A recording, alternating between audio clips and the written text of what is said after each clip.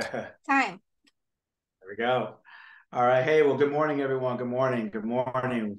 Welcome to another Mindset Saturday. It's great to see all of you here. As always, honor and pleasure for all of us to get together, to come together and reason, have wonderful conversations, learn, grow, apply, learn, grow, and all that good stuff. All that good stuff. So I always like to start off our mornings and our days with certain thought-provoking topics or did you knows or whatever else it is. So today I'm going to flip it around a little bit to keep everyone on their toes and just start off with a question, which is more of what we talk about maybe before the lights, camera, action comes on. But how was everyone's week?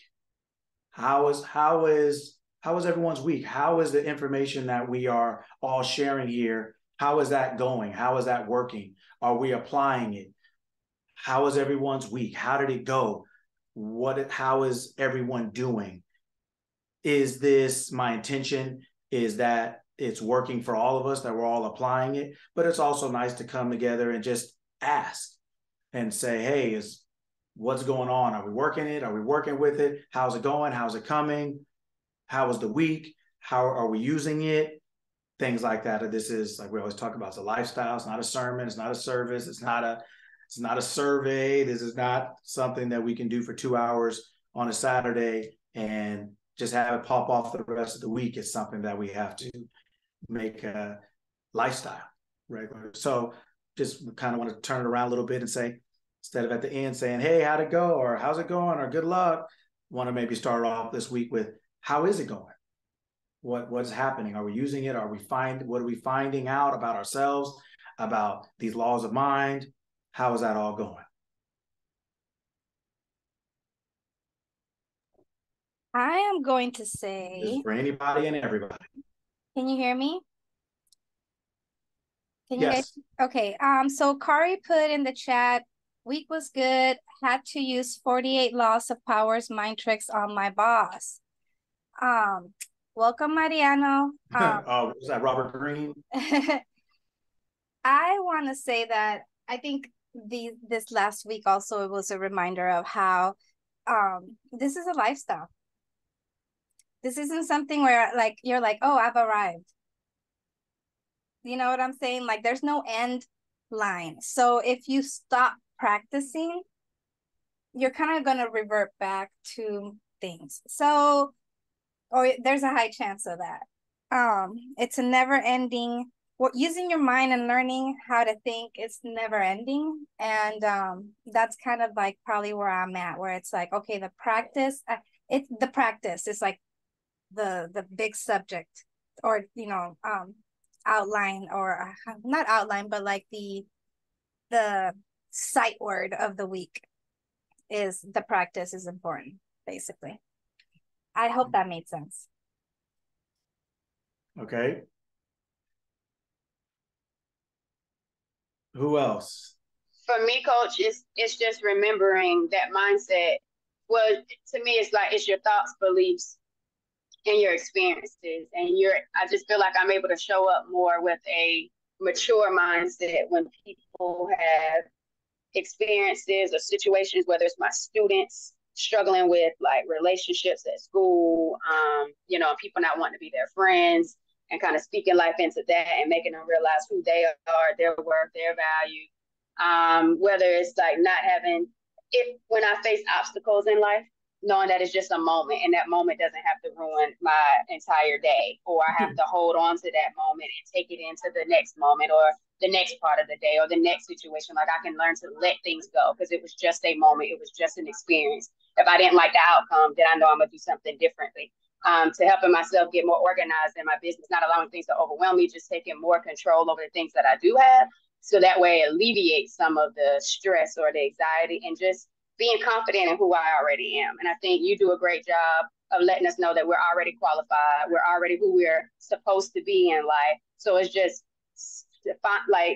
defining those moments to where we can continue to grow and to evolve and just keep showing up as ourselves. So to me, that's how I feel like I can take every Saturday and continue to apply it in areas when I need to grow or those around me need to grow or shift their perspective to better understanding other people. Wow, wonderful. Wonderful. Okay. Wonderful. So Amanda put in the chat, I realized I react so much, so I started taking time to respond when things are happening. And Kari said he was on mute because where he's at is his long guys are being loud right now, so he can't unmute right now. But yes, thank you for sharing, guys. Wonderful. Okay. And good morning, my name. Go on. Good morning. Oh no, I'll let you finish. I was only going to read the next chat, which was Amanda said she also realized as I asked to be more humble to get understanding, life throws tests. All right. Okay. Okay, go ahead. What were you going to say? Okay, good morning, everyone. This is Veronica. Good morning, This week was amazing, as always. I look forward to gathering with like-minded individuals because we're all on the same page. And it's hard to believe, well, not hard to believe. A lot of people don't know that they get to control their thoughts and their mind. And they are in control of their life, like they are the CEO. So to find a group of people that actually think like this, and I don't feel so alone, is amazing.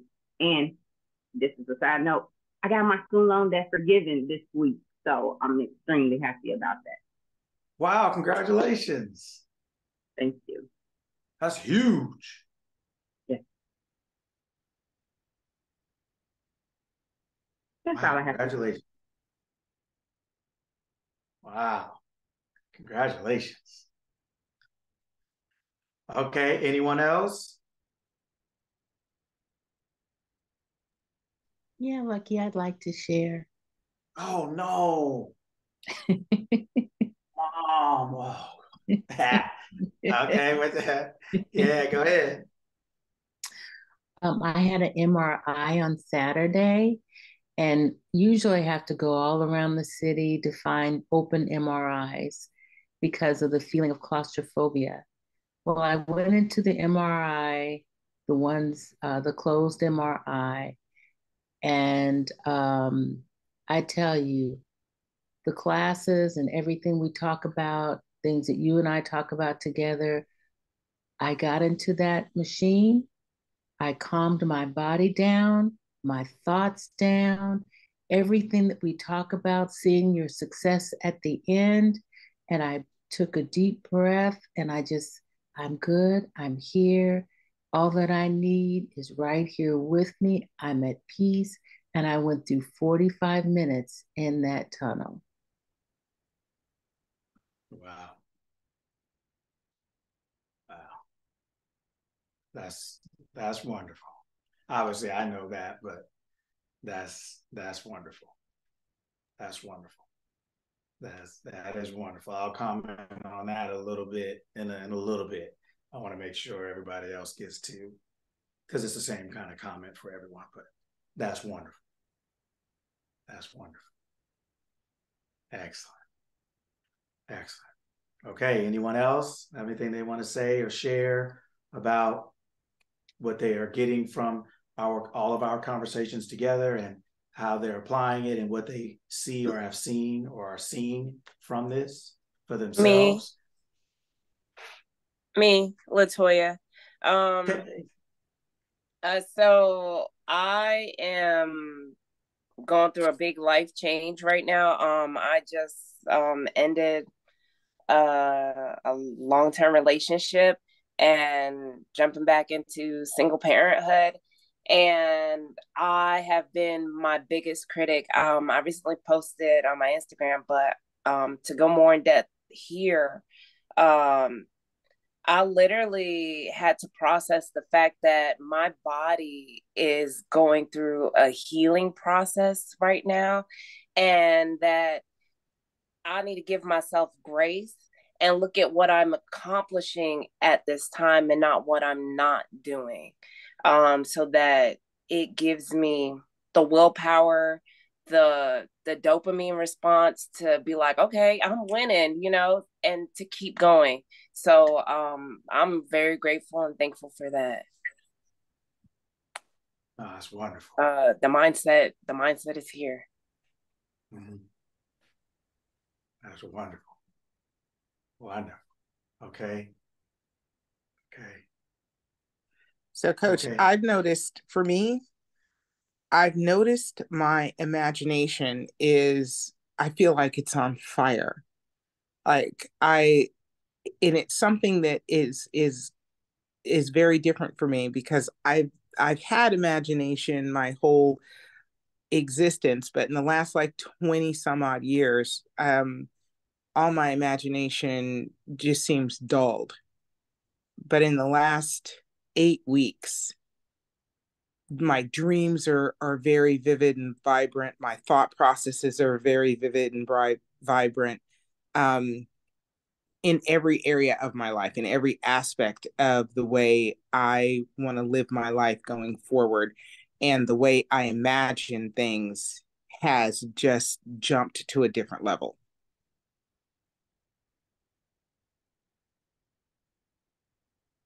Wow. Really cool. Really cool. Okay. Anyone else?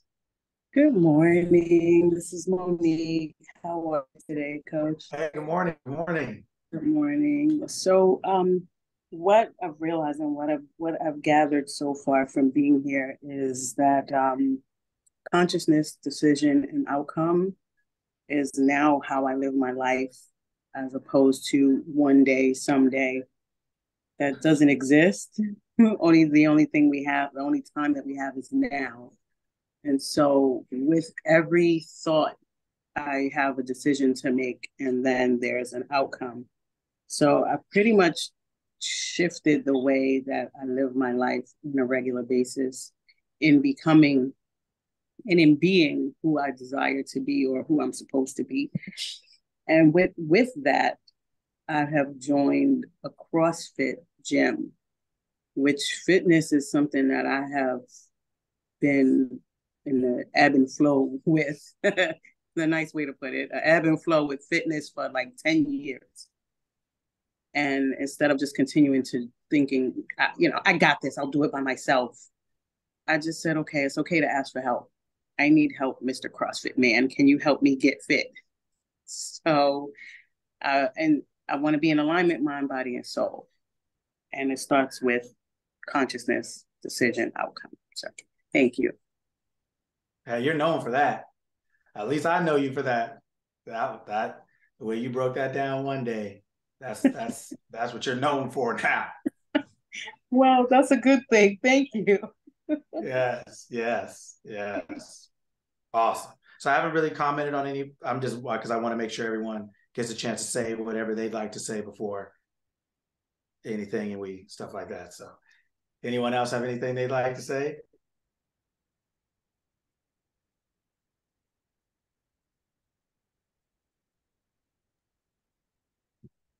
All right. Moms did say in the chat, my mindset has been bringing what I need. Mm-hmm. Mm-hmm. Okay. Well, to all of you and all of us,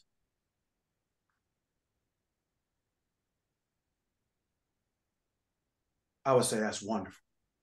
And congratulations. This is the point. For me, I have found even recently, I am resting more than I'm even asleep. In the middle of the night, I am conscious for a couple hours in the middle of the night and I'm resting. I'm not really moving, but I'm saying just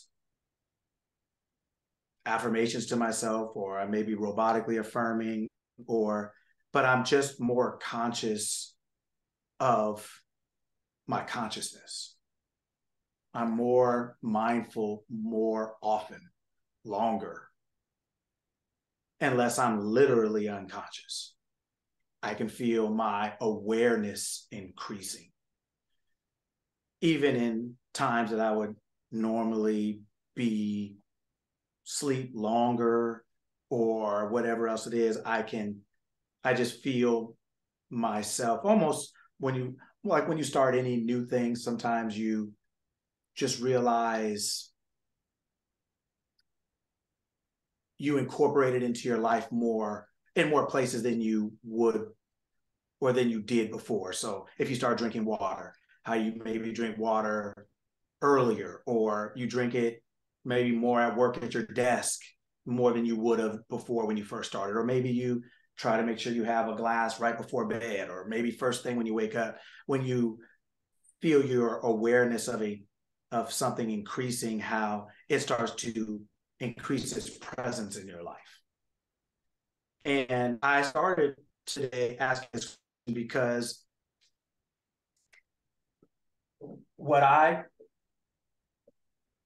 understand when I'm up here talking, and what I want us all to remember, well, I'm sure we all do remember, but this is personal.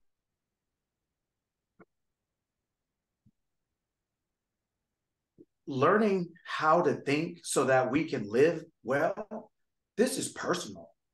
This is for and about your life. This is the most personal thing in the world, is your own life, is your own personal experience. This is personal. This isn't theoretical. This isn't religious. This isn't objective. This is subjective. This is touch, taste, feel. This is life. We are here to have an experience, physically have an experience. Our consciousness does not require our body. Our body is only made alive by our consciousness. So we came here to have a physical experience.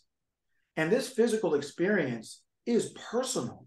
That's why we have a persona, right? That's why we are a person. That's why we have a character, a mask. That's why we have a name, right? This body, this physical experience, we have a name, first person of our physical. The first person part of our physical experience starts with us, our name. And then our physical experience goes on, progresses outwardly. But first and foremost, first principle, first person, this is personal. This physical experience is personal. It matters. It means something. We're not here to talk about it like it doesn't. We're not here to talk about it like it isn't. We are here doing what we are all doing because it does matter. It's the most important, valuable thing in the world.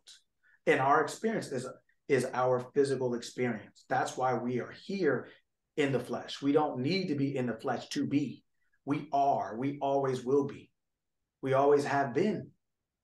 But physically, this body has not always been. It won't always be any more than a car or any more than a building. Things get built, things get torn down, remodeled, refurbished, whether it's through drought, disaster, hurricane, wind, flood, whether it's through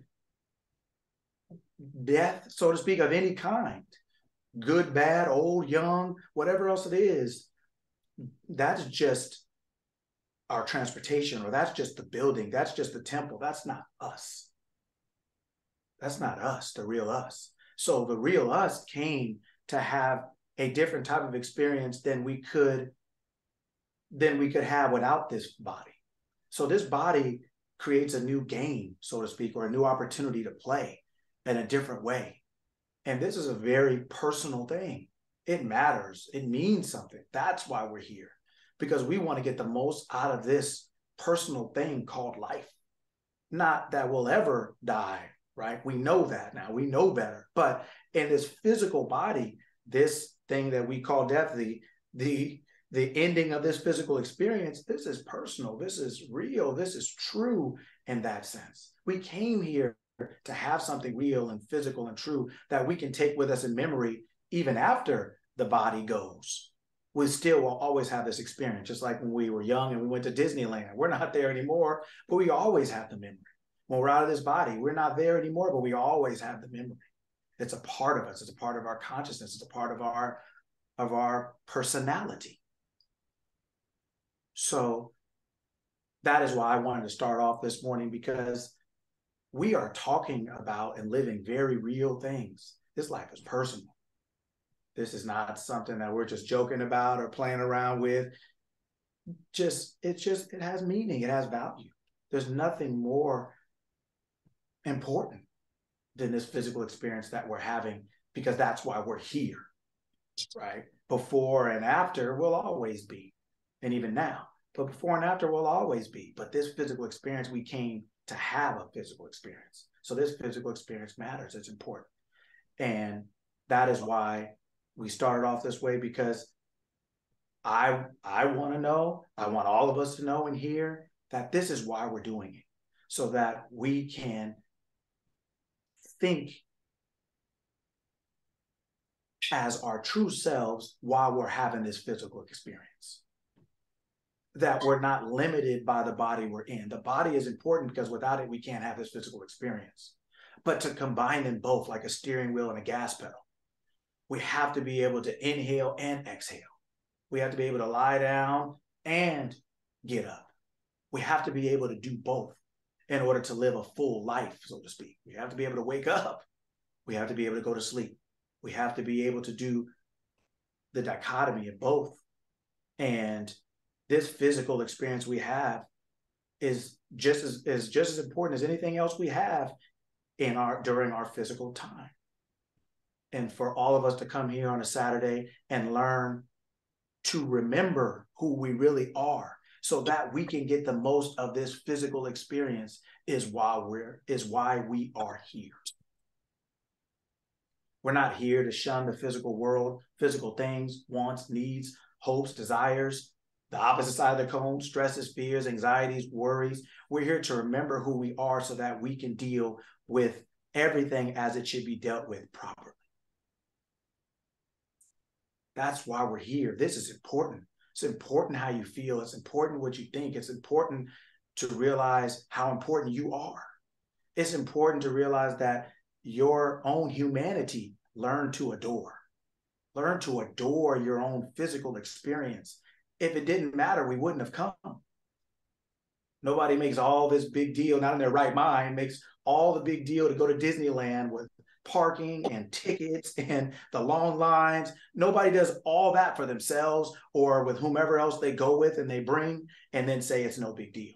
It is a big deal. It's a big deal to go. It's a big deal to think about it. It's a big deal to pay. It's a big deal to when you're doing it. It's a big deal when you're trying to get on the rides and when you're leaving. And 2 weeks later, a month later, the memories you have of that. This all matters. It all matters. And once we understand that, then it's you all matter. How can this matter and you not matter? This does not exist without you. You matter. Subjectively, we talk a lot about the law. We talk about the laws of mind, and I will get to some of those, back to the objective parts of it, the less personal, meaning it applies to everyone, not just you, and it applies to you just like it applies to everyone else. But I do want us to remember, because I'm probably guilty of talking objectively about things and not so subjectively. And a lot of that is because a lot of us are so emotional, as far as we make everything so emotional and personal to get ourselves into things we shouldn't and out of things we should be in. Because oh, well, no, I don't, oh, well, oh, but you understand, and this and that. It's like your problems they're personal to you, but they're not personal. You're not the only one who has them. You're not the only one who will have them.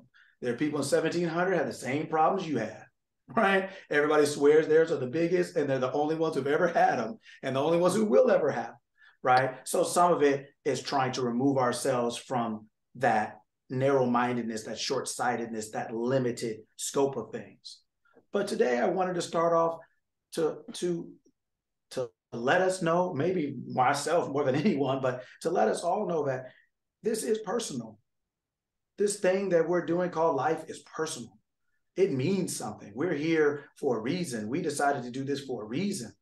And if this thing was important enough to do and important enough for you to do it, then you are important enough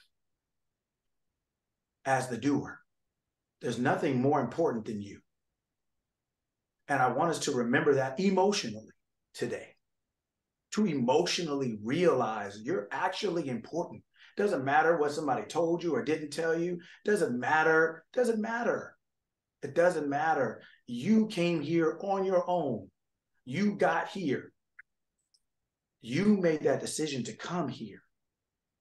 And you're going to decide when you leave and how you leave. Those are all going to be on you. And you came here to do something, do it. You came here to be something physically, be it. You are important. You're important. You're special. You're valuable. There's no one ever going to be like you before, during, or after. You are the only you that ever is and ever will be. And as much as I try to detach us from so much of the emotion, like I said, I do want to remember for myself, and I want to remind us all that your own humanity, learn to adore. Your body, your skin, your hair, your nails, your eyes, your teeth, everything you have. If it didn't matter, you wouldn't have had it. It all matters. You matter. And just remember that. Take some time, if it's just 30 seconds or an hour a week or something, just to adore your own humanity, to rub your own skin, to look at yourself in the mirror with love and praise the way you do with your children, the way you do with your significant others, your spouses, and things like that, the way you do with anyone you care about in your life. Turn that spotlight on you. Up here every weekend, the hardest part of the weekend is getting this camera right. Boy, I don't care how much I try to leave in place as it is, man, from 6 to 6:30, if you guys saw it, you guys probably be like, man, this dude is insane. This camera is looking at the ceiling, at the wall, outside, my feet. It's looking at everything but me for 30 minutes. It takes, and so, especially if Veronica's not here, like right now, man, I try to literally leave everything the way it is, and still took me 15 minutes. Right? But but I say all that to say, because I want you to be able to see me. I want you to be able to hear me.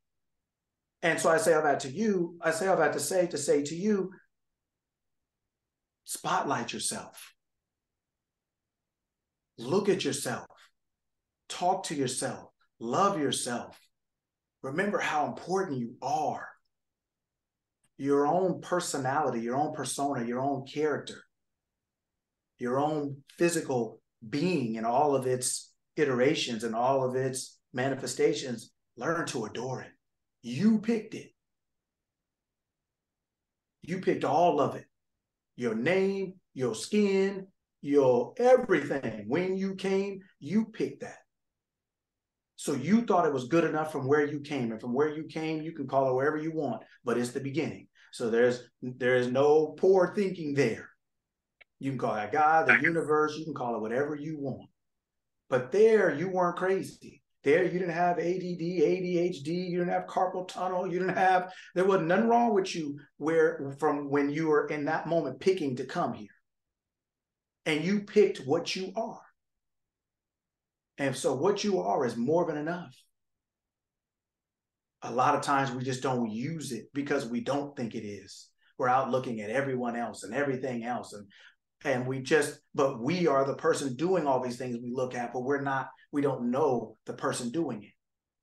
We know everyone else and everything else, except the person doing and dealing with everyone else and everything else. So I wanted to start that off today to say, this is personal. This Saturdays that we come, whether it's sitting in a place for 45 minutes that you couldn't before, whether it is redefining yourself or defining yourself as you choose consciously, if you are making a transition from one relationship status to another, whether it is your imagination waking up, whether it is you now going from I'm getting ready to do a podcast and now I've done 3 in a row, 3 days now, whether it is learning how to make a choice and a decision and have an outcome, whether it is starting up your own app, using some of the people that you've been hanging around with, working out for a long time with. Yeah, I didn't forget that conversation we had months ago. I didn't forget that. And now you're doing it. All these things you are doing. The person that you talk bad about, don't pay any attention to, complain about because you're getting, oh, look at the wrinkles on my face. Oh man, my skin is, oh, that same person you're talking about is doing everything else that you're talking about. So as we like to say on the street, put some respect on your name. Put some respect on your own name. I just wanted to start off with that today. I didn't interrupt any of you and I didn't expound on anything you said or ask questions or whatever, because I wanted everybody to say, have an opportunity to say whatever they wanted to say. But I'm happy for you all. I'm happy for us all, because I am no different than you. I might be up here running my mouth the most, and I'm honored and privileged that you would allow me to do that. But I like to listen to you all. I like to hear from you all, because you have your own talents and you have your own abilities and awarenesses and knowledge and experiences that help me. That's why I can rattle off everything you all said, because I listen. And I can say, wow, he said that, or she said that, or wow, I never really thought about that, or I never thought about it that way. That's why we participate. So many people are not as successful as they could be in their endeavors because they don't really participate the way they think they do. Just coming in the back of the class and sitting down and asking the teacher, what you got for me? That's not the same as participating, raising your hand, asking them questions, things like that. That is why I don't want to use the word mandate, but that's why I encourage us to participate. It's not to put anybody on the spot. It's not to make anyone uncomfortable. It's to say, hey, you're going to get the most of whatever you can get from here by participating, by actively participating, not just sitting there sliding in the seat with the hood on and your earbuds in and saying, well, tell me something I need to know before I listen. No, come in ready, come in hot, come in warm, however you got to get here, but participate, ask questions, make statements, do whatever you can to be active in your own learning process and your own remembering and reminding process, right? We are just remembering who we are before we got in this body. And this is personal experience. And I want us all to just take a little time sometimes, not in guilt and fear. And that's the only time we take things personal a lot of times is when it's in the so-called negative. But I want us to take it personal and make it emotional positively, to love yourself, to adore yourself, to revere yourself, to look at yourself and say, man, girl, homie, bro, whatever you want to say to yourself, man, you out here, you doing it. And every day and every way we're getting better and better. That we don't have to be what everybody calls perfect. We're enough as we are. The key is to remember who we are so we'll act like it. We're not lacking. We're not lacking the ability. We're just lacking the memory of the ability. So it's just to emotionalize it and personalize it a little bit today first. You're here. You matter. You mean something. And without you, nothing is happening. Without you, none of this matters. Without you, none of this continues. So put some respect on that, on yourself. Love yourself. Appreciate yourself. You are the only one that'll ever be as you are. All right. Hopefully everyone understood that. Before I get going, anything anybody wanted to say? Fuego. Emotional this morning. Yeah, but you know, whatever it takes. That was fuego. As we used to say back in the day, right on, brother. Right.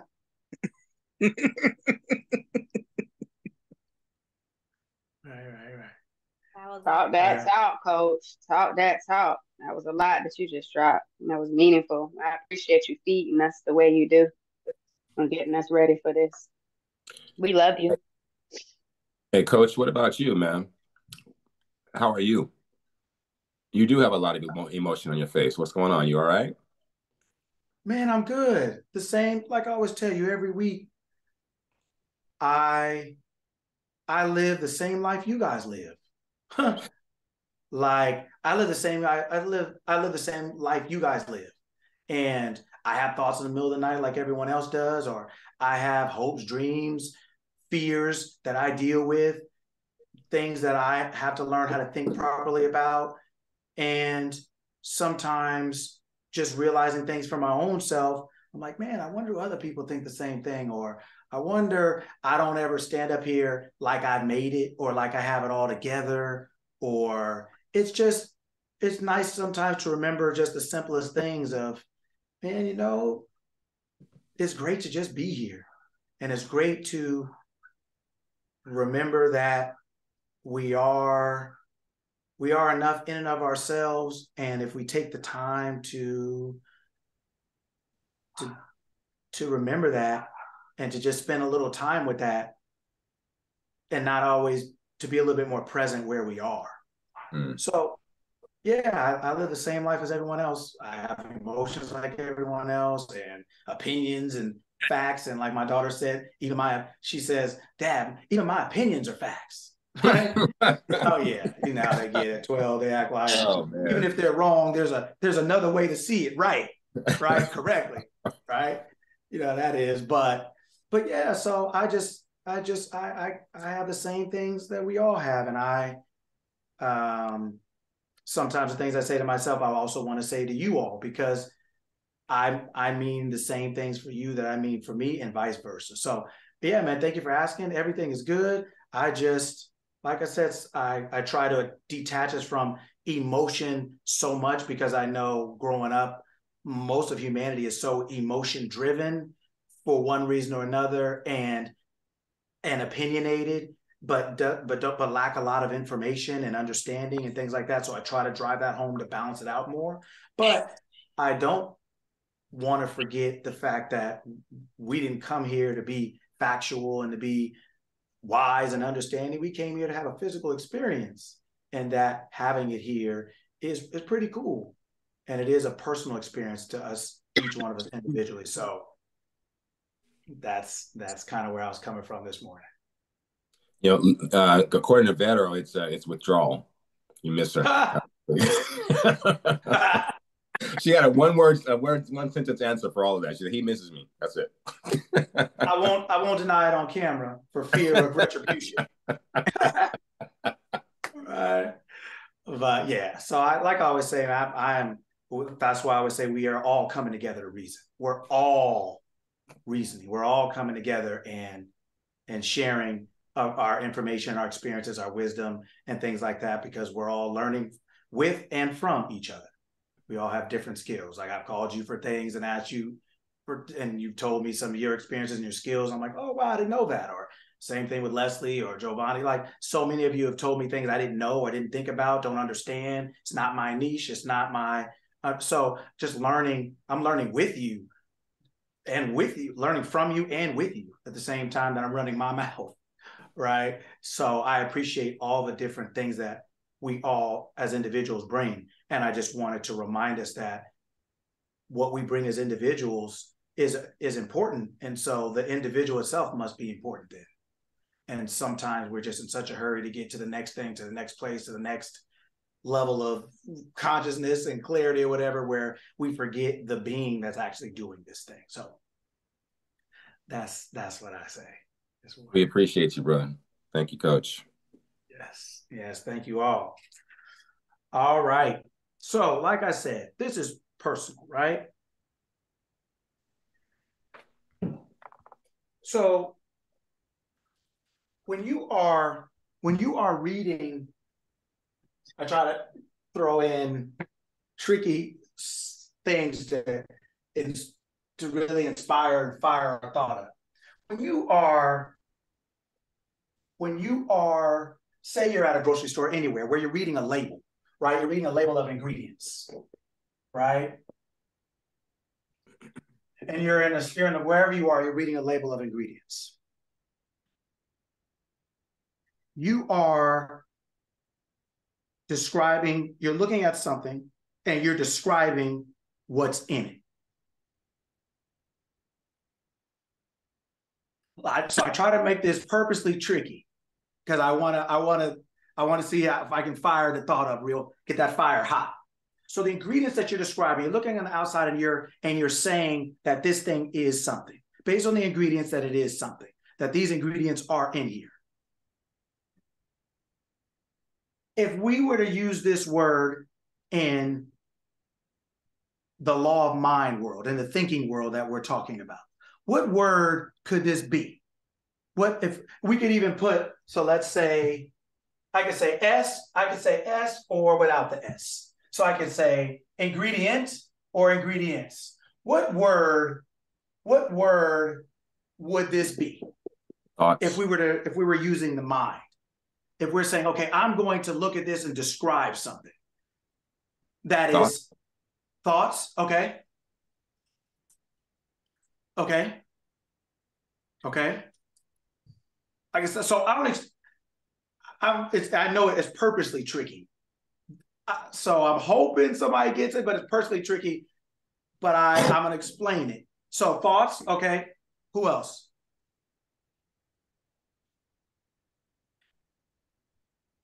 Decision.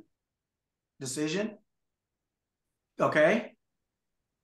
I want to say not concepts, but your beliefs, what you hold on to, what make up your psyche. It's not just your thoughts. There's another word for it. And I can't think of what it is right now. It'll come to me. But, yeah. Okay. Yeah, that's my point. Now you guys are firing.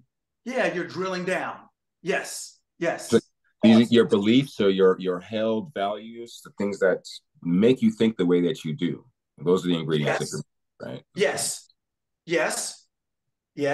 I want to say what's in you comes out of you, but I don't know the word for that. Like when you squeeze an orange, you get orange juice.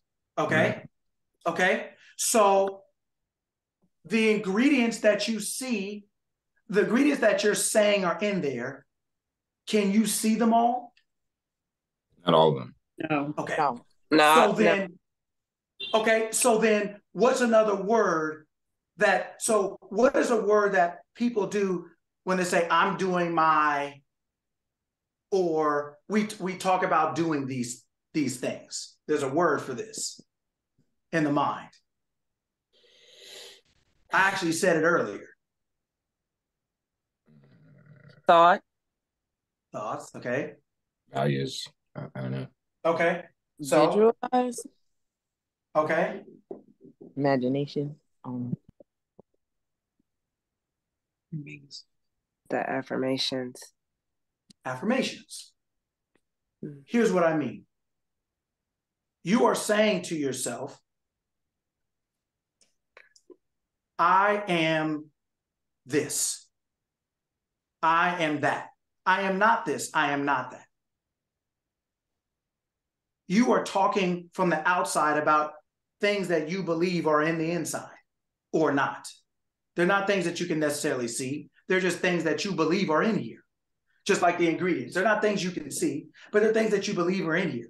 But you are reading off, you are saying your affirmations just like you're saying the ingredients when you're reading the bottle. Right? Your affirmations. So now let me take it to another direction. So does everybody understand that so far? Yeah. Yes. Yeah? Okay. So, Yes. Now watch this. Do you know that 10% of all food is mislabeled? Do you know that 80% of manufacturers have mislabeled their stuff? Do you know that 12% of producers don't even look at their labels? Do you know that nearly 60% of CBD products are mislabeled? That means wrong stuff, not true at all, whatever else it is, right? Do you know that more than half of supplements are mislabeled. Mm-hmm. I know that's true. You know, I know. Right? Right? I know you two know, right? I know you two, you guys make stuff, right? So my point is that even the ingredients that you're reading aren't even guaranteed to be true. They're not even guaranteed to be true, but we just take them as the truth.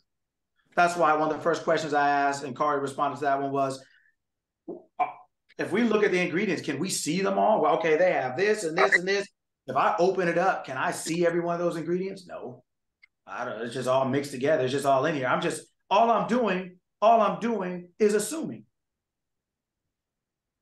But if all these things are mislabeled to all these different percentages and all these different degrees, and yet we're buying products and they're not even labeled correctly, most of them, if you average this out, most of them, most of the time aren't even labeled correct. Most of them, most of the time, are mislabeled. So at best, you're getting probably 50% correct. So that means you're not even in the grocery store, you're in Vegas. Mm-hmm. You might as well be playing blackjack or craps. And depending on the product and the place, your odds may be greater in Vegas than actually the truth of what it is you're reading, whether it's to put on your body or in it. Yet we do it just on the assumption that what we are reading is true. Now, assumption, right? What is the definition of assumption? Do you remember when we talked about that last week? What is the definition of assumption?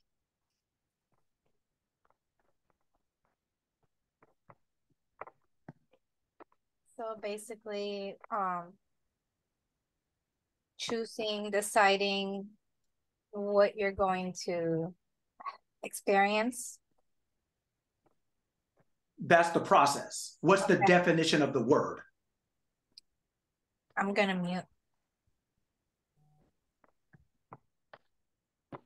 What is the definition of the word assumption? To make a choice or a decision based on incomplete facts or incomplete information.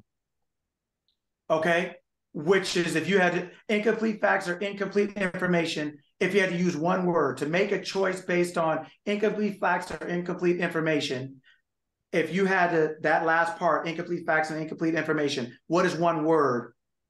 That means you have no Proof. The definition of assumption is the belief in something without proof. That's actually what it means. The belief in something. When you bought that thing at the store, we just went over it. 60% of this is mislabeled, 10% of all of it's mislabeled, over 50% of that is mislabeled.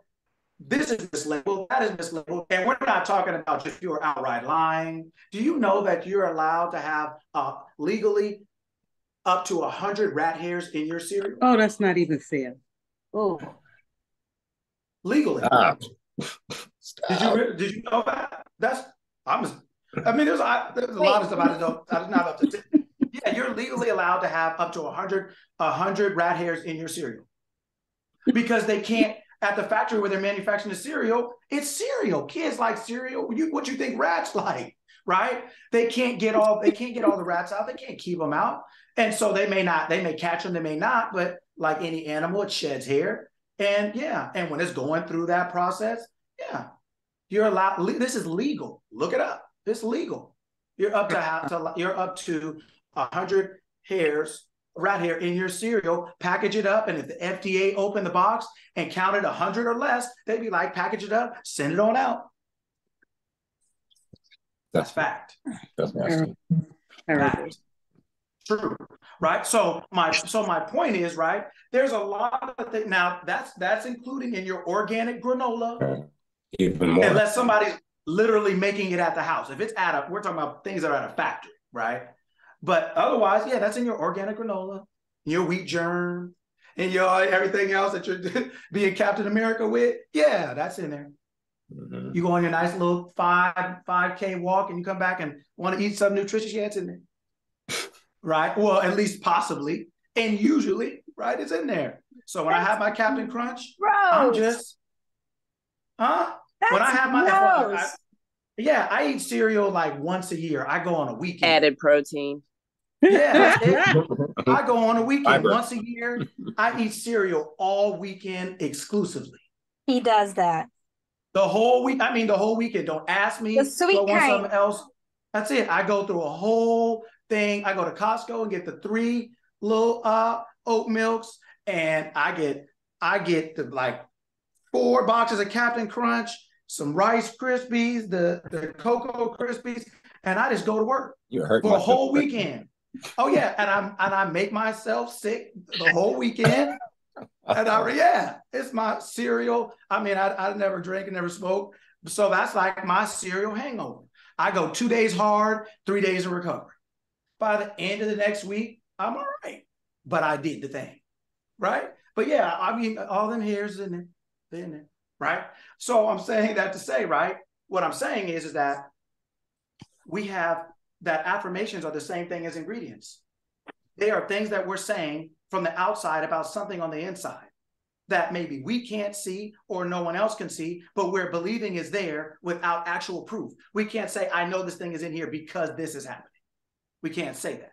Nobody's opening up the thing and testing the stuff in the store. You don't know what's in there, right? These are all facts. 60% of this, 10% of that, or whatever. So my point in saying all that to say is that essentially your affirmations are no more crazy. What you're saying about what you are saying to yourself about what you were saying to yourself about yourself that you can't prove is no crazier than you reading ingredients and believing. Therefore, you can say whatever you want about yourself and it be at least just as true, just as possible. It can literally be just as true. You have a 50-50 chance. Let's just say it on the street. Forget God, forget the mind, forget all that. Let's just forget all of that. But just actually on the street, on the ground, on the feet, on the ground. You have just as much chance of these affirmations being true as the ingredients in your jar, in your box, in your cereal, in your makeup, and your anything else being true. You have just as much chance. So what I'm saying to you is, if both of these require you to say something that you can't prove, to believe something that you can't prove to be true. You can't prove it. Before they went to the moon, how could you prove that you could do it? There are so many assumptions we make in life that we cannot prove before we do it. But we assume it can be done, therefore it gets done. We're assuming that these ingredients are true. What's in here is in here. What they don't mention is not in here, and both of those are not true. Over 50% of the time, if you were to include everything. You're literally in Vegas. So what I'm saying to you is, or let me ask you a question then. So then what am I saying this for? What's the point? We have the ability to make up start over. I didn't hear the first part of what you said. We have the ability to make our own ingredients of who we are. That's absolutely correct. Why not? They're doing it, and they're not even telling you the truth. You can at least tell yourself the truth. You can at least choose what you put in there. You can choose what you are. You can choose what you say about yourself. And you don't need proof to say it. You don't need proof of these ingredients to eat it or to put it on your skin. And technically, anything you put on your body, you should be able to eat. If you just want to go the OG of health. Anything you put on your body, you should be able to eat because it goes into your bloodstream. Mm-hmm. Yeah. Yeah. That's why that's why. Please tell that to my wife. I get tired of telling her to put chapstick on my baby. I'm like, if she can't eat it, it don't need to be on her lips. I wish she would have heard that. Yeah. Yeah. It's just true, right? You're better off putting shea butter on there. It's the best moisturizer in the world. Right? So, absolutely. So you can say whatever you want to say about yourself. It doesn't require your proof to say it. Just like it doesn't require your knowledge or your ability to prove it before you put it on your body or put it in your mouth. We just take it as fact. We take it as assumption. So therefore we move forward with it and it becomes a part of our experience. Your affirmations can become the same way.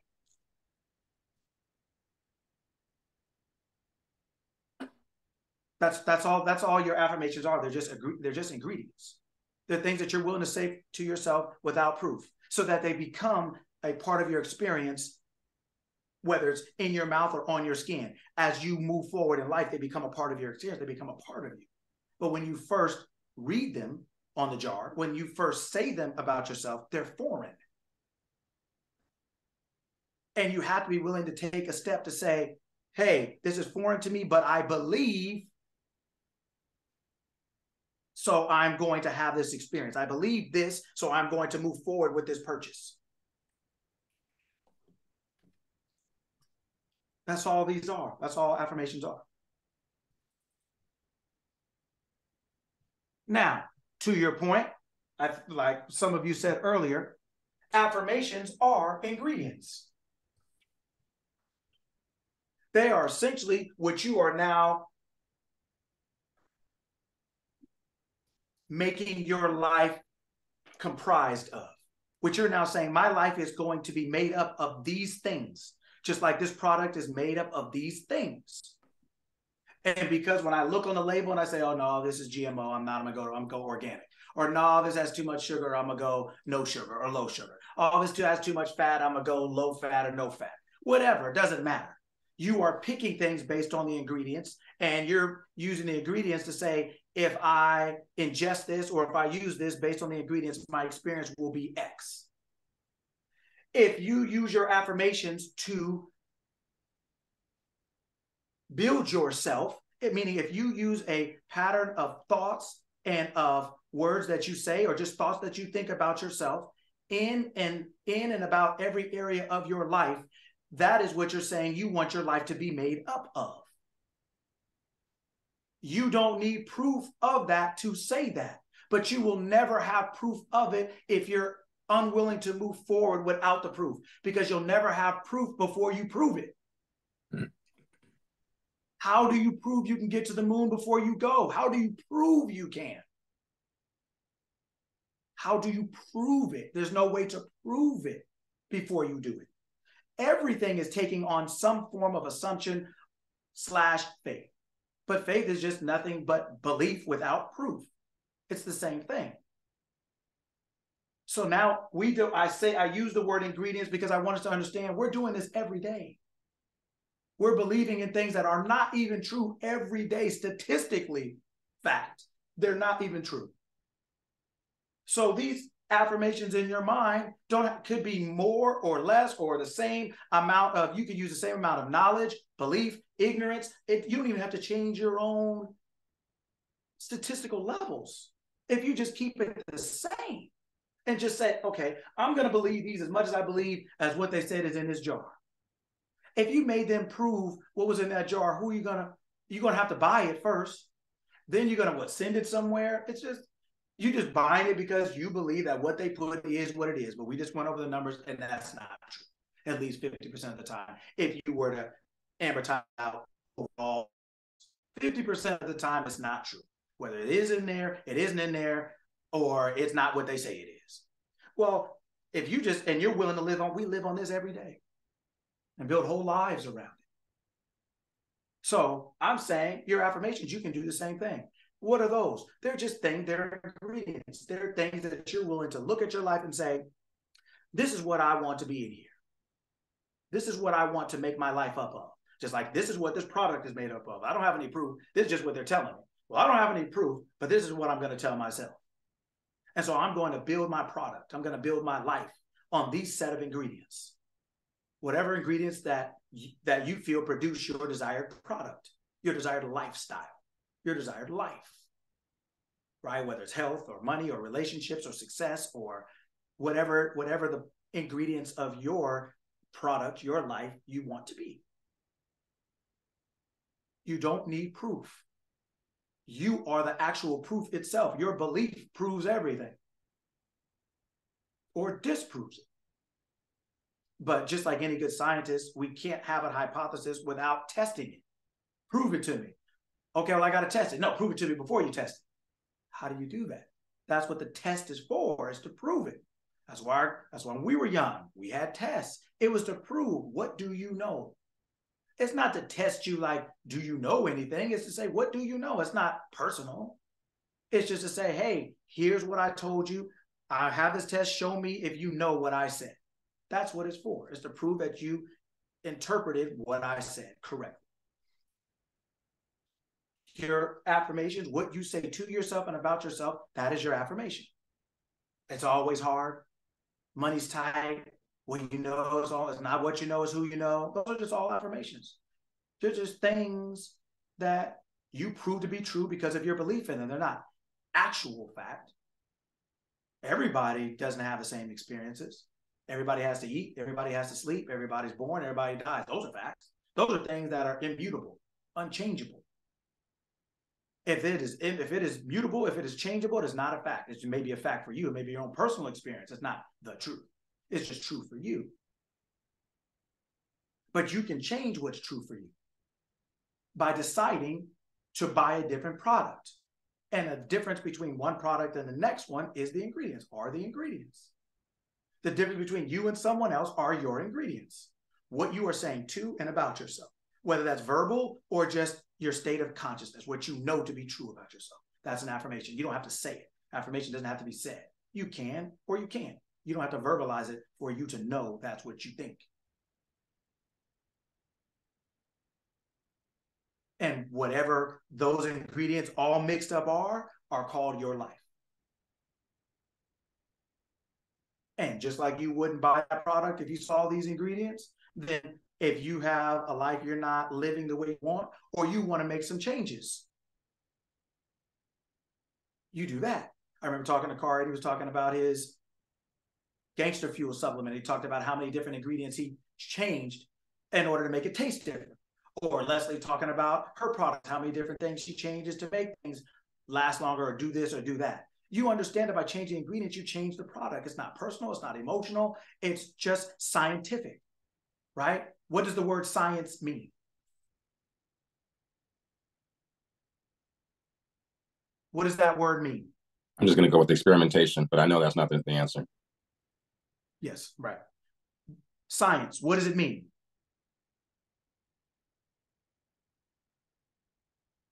Is it the pursuit of knowledge? The pursuit of explaining the environment that we exist in? It's one word. You said it. Environment. Pursuit. Nope. Pursuit. Nope. I got to go through the How whole something sentence. works. Existence. Nope. Study. Experiment.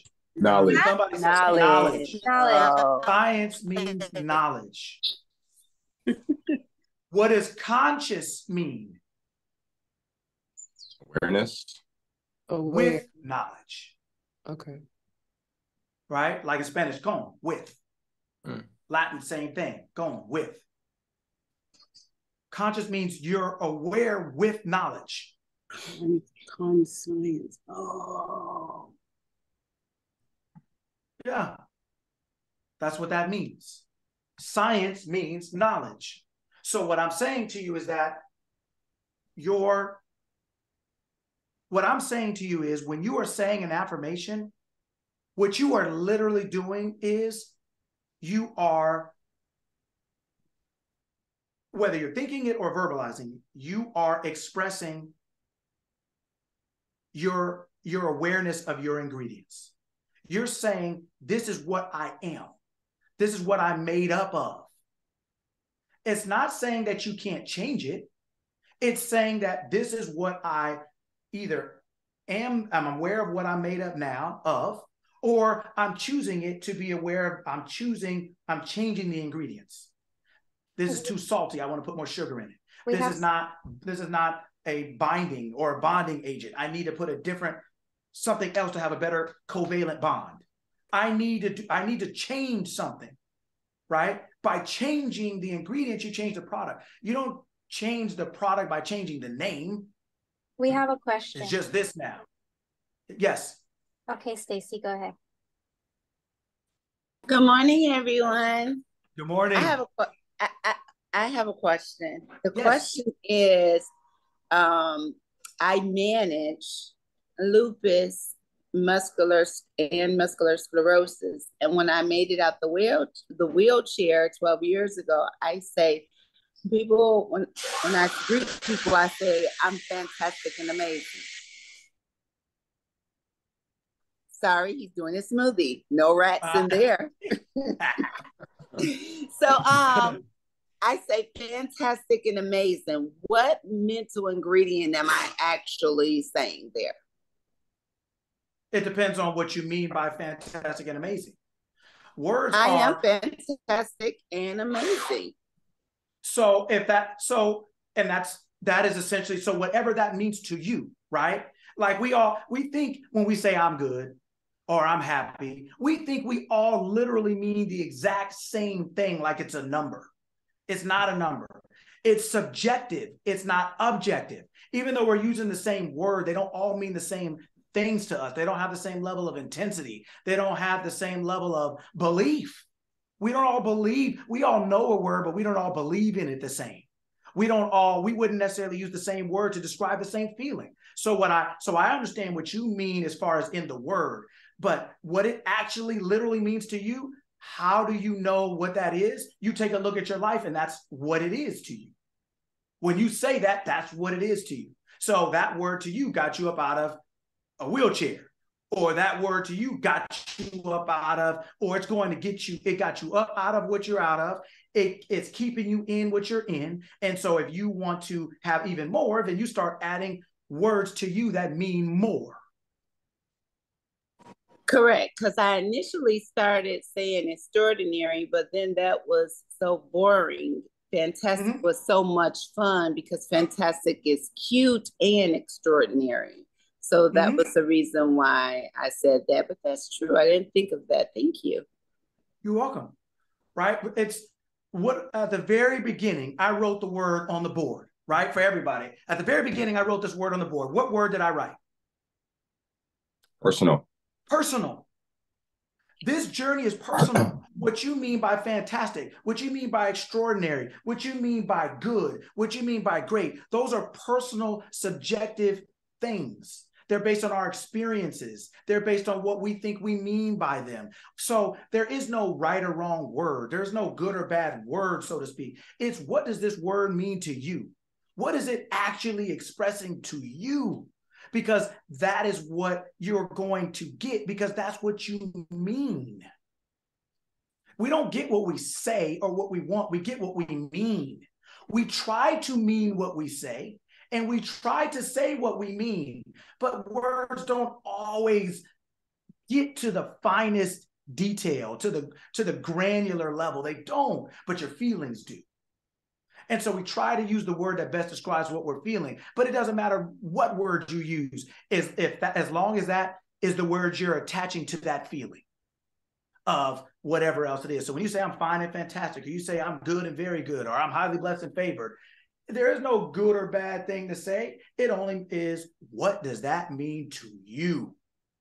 And if you can find the thought, the feeling, and or the word that means you are what you want to be, you have what you want to have, and in any and every area of your life, that is the word for you. It's personal. Pick the word for you. Pick the thought for you. Pick the feeling for you that reflects your end, what you want to be, to become. Your affirmation is what you want to be in order to become. You have to be before you become. Right? So those words, any words that we use, any thoughts or feelings are personal. So we have to just make sure that we pick the ones that are most meaningful and reflective to us, that's what will turn you on. That's what will turn your flame on. That's what will get you hopping and skipping. Not the way I say it or the way someone else says it or their word, your word. And so you pick your words, like you said, if it's boring, that ain't it for you. Pick the one that turns you on, turns you up, taps you in, and it's literally going to have you up on your toes like a ballerina. And you'll be walking on water and turning water into wine, right? So, makes sense. All right. Excellent. All right. So we can change. We can choose. That is the power that humanity has that no other living organism has, in the sense of we can change. Other organisms change if they choose, right? They go through metamorphosis, they fly south for the winter, they do all different types of changing. But we can consciously change from one thing to something completely different. We're the only ones that can do that. And so our greatest power is not in our physical prowess. Nobody up here is beating up a bear, outrunning a cheetah. Nobody's squaring up with a lion. Nobody's up in here. Nobody's up in here doing all these other physical things like physical things, right? But we are a mental thing and a physical thing. And our prowess, our greatest strength is our mind, is our ability to think and to choose, to change. And so what you are saying about yourself, what we are saying about ourselves, what we are affirming, what we are saying it's true, what we are saying abracadabra, right? Let it be. It is so. That's what that means. Abracadabra, let it be. It is so. What we have the ability to change and to choose. And every day that we stay committed to the choice we made and the change we made, we will see that expanding in our lives. It will not only remain, but it will expand. You'll see more and more of it. So we get to choose and change. And so whatever choice you want, whatever change you want to make, that is your highest power. That's your highest power, is to choose, is the ability to choose and change. No other living thing can do that. A tree can't, a cheetah can't, a cat can't, a dog can't. Only humanity can do that. That's your greatest power. And so when we remain stuck, we are literally giving away the only thing that makes us us. We're now no different or better than a cat, better or worse. We're no different or better than a tree. So just imagine you come home and you ask your cat, what's for dinner? Man, you go by the tree like, hey, what you got for me?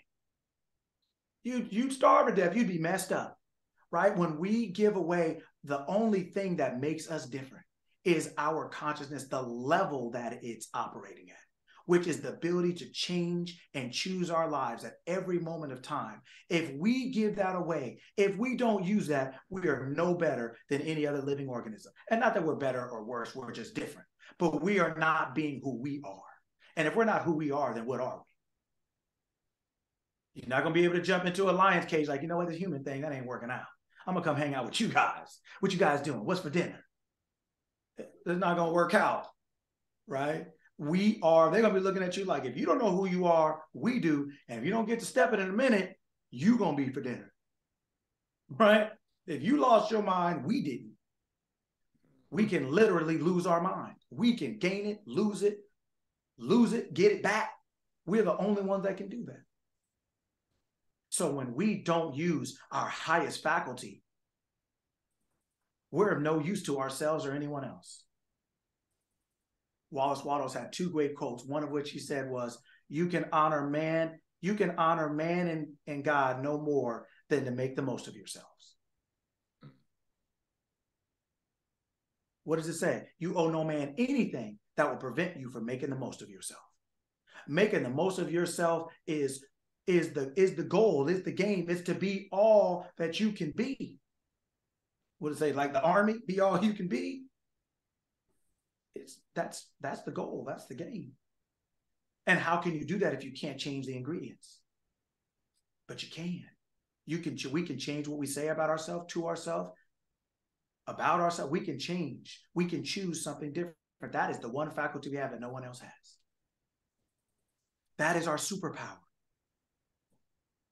Use it. Use it. It doesn't matter where you are right now in this moment. You can choose. If you can think something different, you can have something different. And you always have the ability to think. You always have the ability to choose. We've been conditioned to think that we don't, or we've been conditioned to think that someone else should for us, or someone else is better at it than us. So give our ability to think away to them, just like giving somebody cuts in elementary school. No, you can't give away what you don't have. So we have the same ability that they have, but we are using our ability to give it away to let them use it for us because they know better. Nobody knows what's better for you than you when you know you.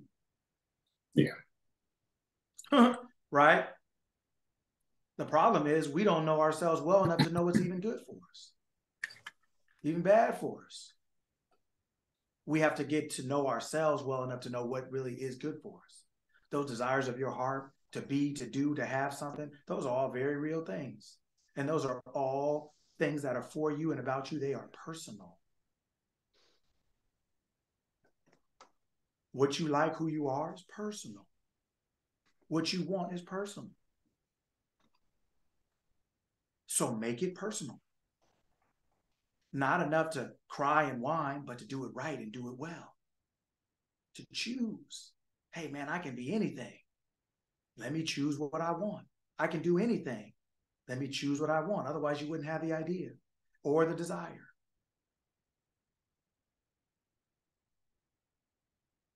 All right. What you have been is not who you have to remain as. We've all in here been in 6th grade. We're not there anymore. But we are all still technically the same person, had the same name. We were 6th graders. That was something we were for a moment of time. And when that season ended, we transitioned into 7th grade and so on and so forth. We are where we are right now. It can just be for a season of time. We have the ability to choose and transition into another iteration of ourselves. And those choices and changes we'll often know by our desires, dreams, desires, the things that we want, the things that are outstanding that we want to pursue to become. That is the maturation. That is the matriculation.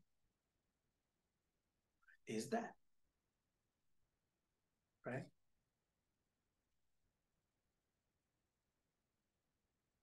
So people ask me, I've had a couple people ask me over the last maybe month or so, here and away, about robotic affirming. Does anybody know what a robotic affirming is? They're like listening to audio tapes that just automatically put thoughts into your mind. Essentially, they can be an external tape or your own thoughts that you choose to replay over and over without thought, without feeling necessary, without emotion. You just put it on. It's just on in your mind. Several people have asked me what that is. That's what it is. So several people have asked me, like I said, on here and away from here, does that work? Yes and no. It works according to your belief in it, but just like anything else does. But what I will say is one of the best things about that is you may say to yourself, I am happy, healthy, and safe. That may be your, I'm just going to say that to myself all day. Loud, sometimes just in my mind, but today I'm just going to say I'm happy, healthy, and safe. I'm happy, healthy, and safe. I'm happy, healthy, and safe. It's just like reading those ingredients. You can't prove it, but you say it's on here. You say it's in here, so I'm just going to read it. I'm just going to say it. I'm happy, healthy, and safe. I'm happy, healthy, and safe. Do those work? Well, yes, it does. For some people, it doesn't for others. It's based on if that works for you, if that's something, if that vibes with you. Just like the words, what I say, does that vibe with me? The way I'm doing it, does it vibe with me? It's a personal journey. You pick your own. Some people use robotic affirmations. They just say the same thing to themselves over and over and over. Faith comes by hearing. So they just keep saying it over and over and over and over and over, right? Some people use affirmations. I'm going to say something for a certain amount of time, and I'm going to say something, for whatever, half an hour, or I'm just going to say something every day. Some people write. They write down their thing. Some people use their imagination. I see myself being or doing or having. All those are personal things. None of them work or don't work. They all work or don't work according to you, to your personal preference, to your own personal thing. You have your own experiences. Some people can hear things. You can hear somebody talking good about you, saying what you are because of what you want to be. Some people are more auditory. You have to find what works for you.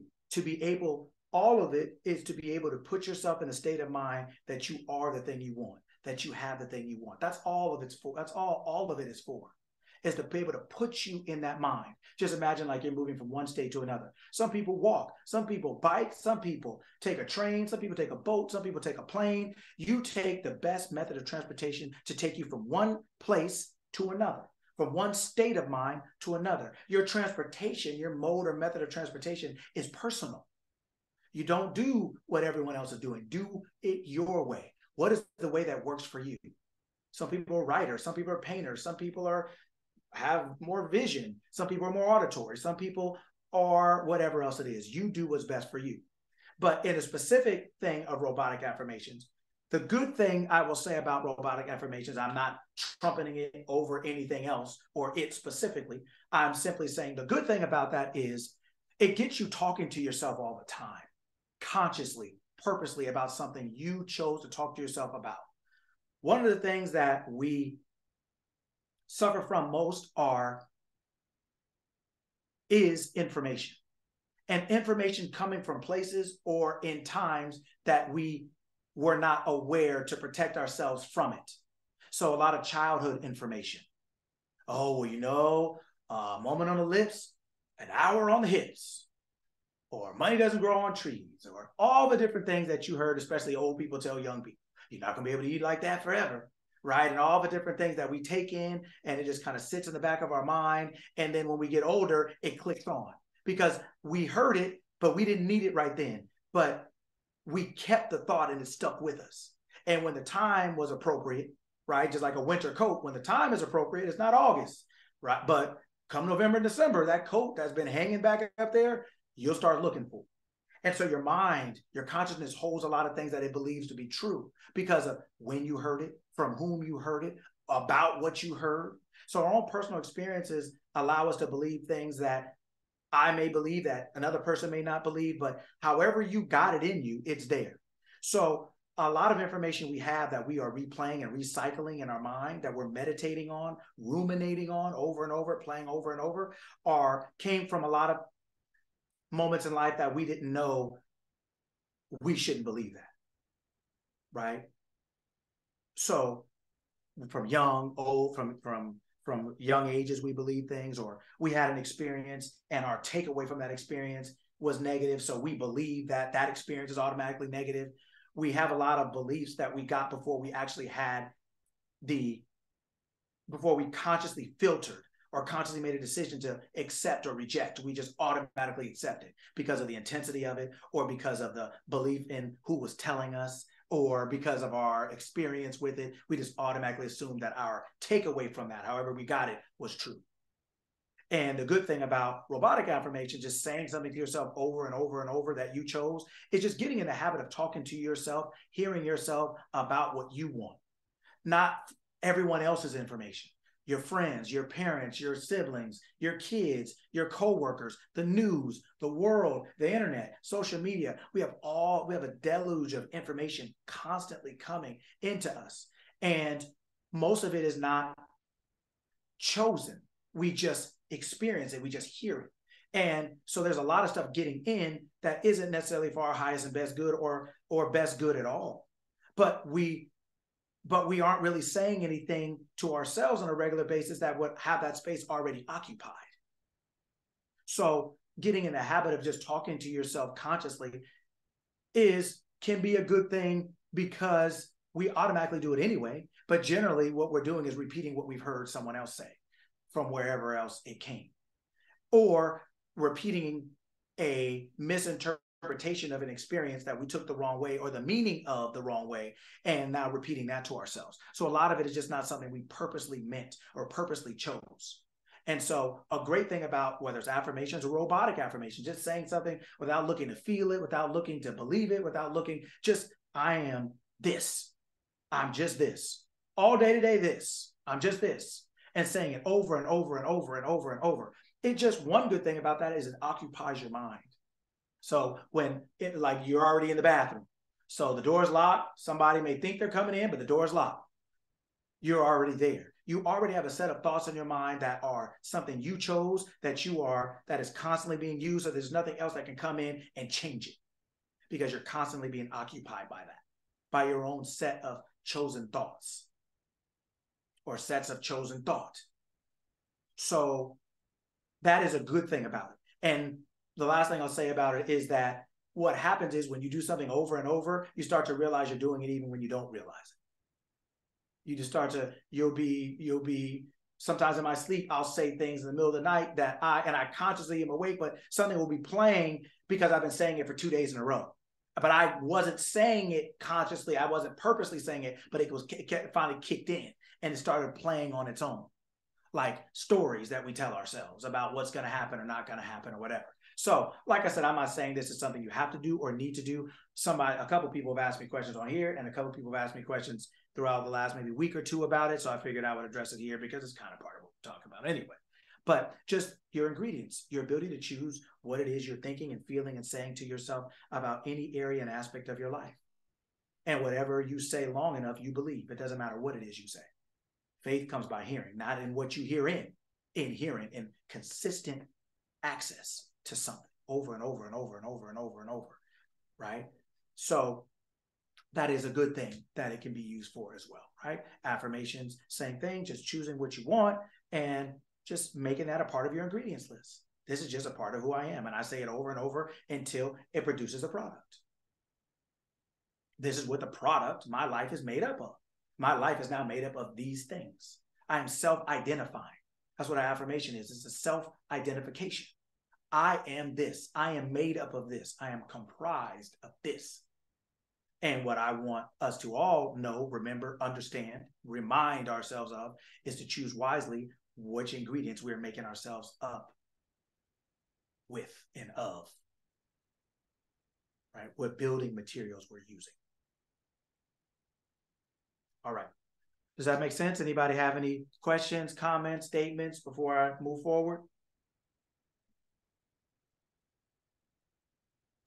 I got you. Okay. I am still fantastic and amazing though, okay? Yeah. As long as it works for you, shoot, keep it. Keep it. If you're getting the product, keep the ingredients. I'm with it.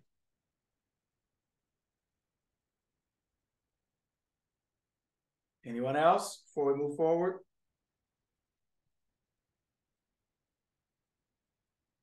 Okay. Clear to go.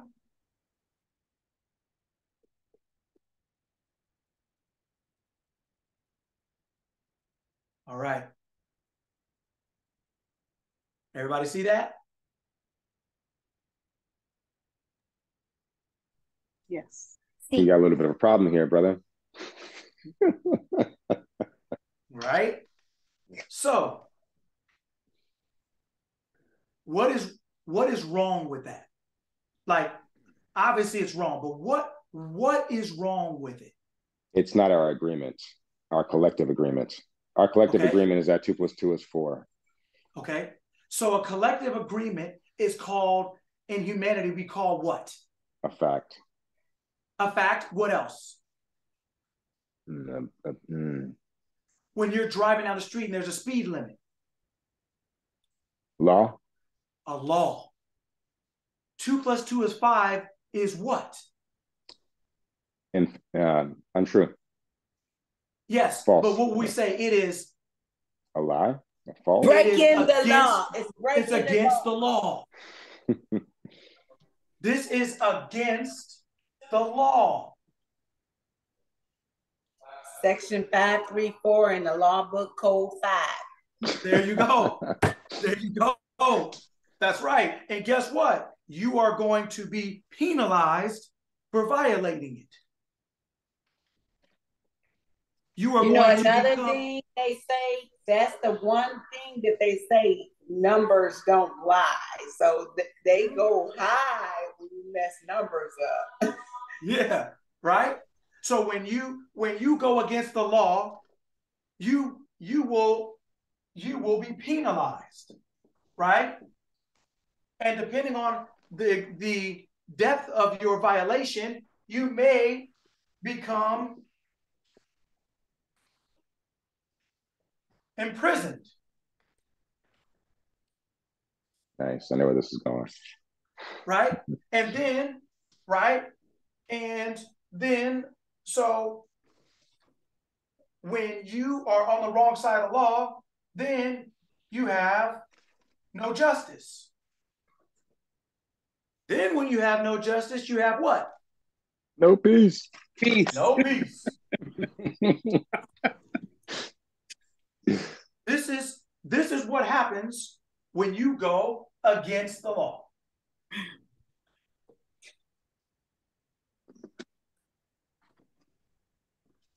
This is what happens. Now, let's just say all things are equal. Let's just say we're not going to get into all the historical truths about this not being distributed equitably, but let's just say it were.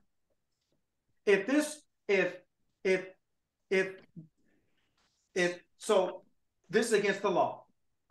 In the world, right, it's the same thing, if all things being equal. When you go against the law, these are all these things, these steps are going to happen. So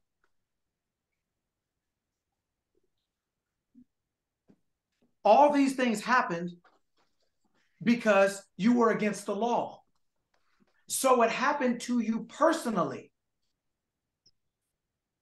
But it is not personal. It will, if you violate the law, its outcome will happen to you personally, but it is not personal.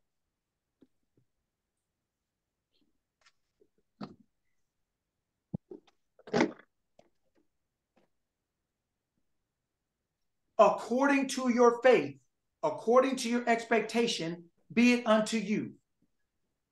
That is a mental law. As a man thinketh, like James Allen wrote, or as a man thinks in his heart, so is he. As a mind believes itself to be, so is it. That is a law. Just like anything else. This is the law. 2 + 2 is 4. If you write that down, all of these things now, all of these things here disappear. Literally just by this. So, 2 + 2 is 5 is against the law. 1, 2, 3, 4. These 4 things right here. Physically, what would you call these things? 2 + 2 is 5. That's why all these things happen. Because it's against the law. So these 4 things are what? Results. Outcomes. Out of alignment. Their outcomes, right? And their outcomes, and they are symptoms. They're letting you know something is wrong. They're letting all of these exist because of this number right here. All of these 4 things exist because of this one thing. All of these outcomes exist because of one thing.